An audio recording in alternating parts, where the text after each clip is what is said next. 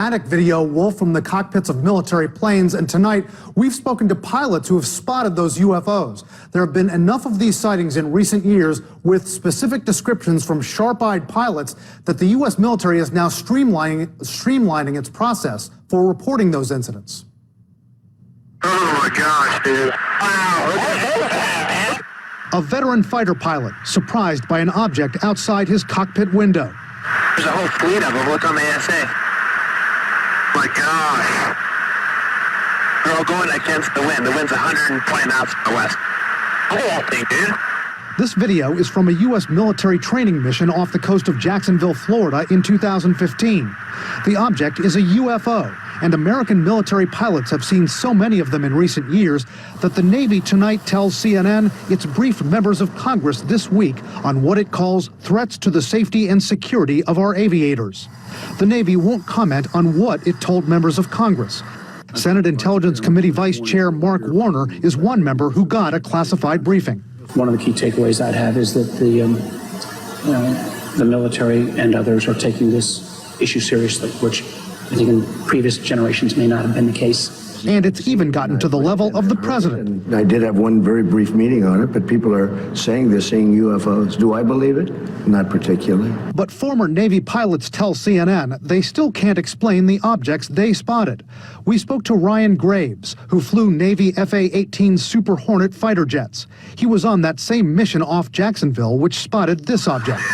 Well, if there's a thing, it's rotating.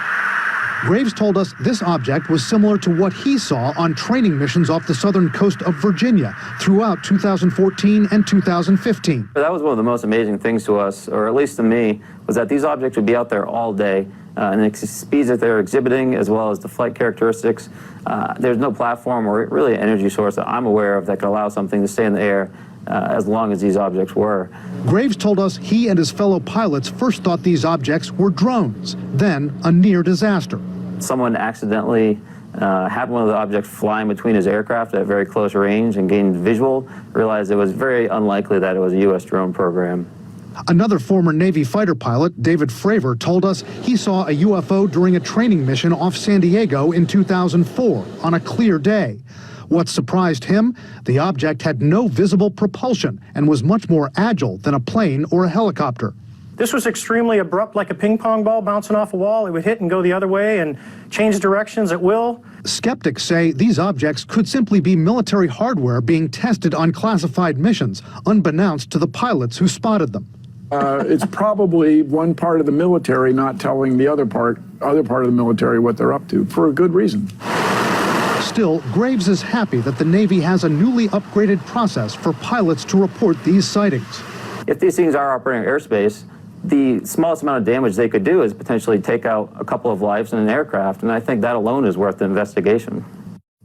Now, we asked U.S. Navy officials about those comments from Bill Nye, the science guy, that these could simply be cases where one branch of the military does not tell another what it's doing. A Navy official did not respond directly to that, but did tell us they are working with the U.S. Air Force and other branches to better understand what pilots are seeing. Another Navy official told us the Navy does not believe that aliens have been flying around in U.S. airspace, but he said they do have to investigate all of these reports of unidentified aircraft.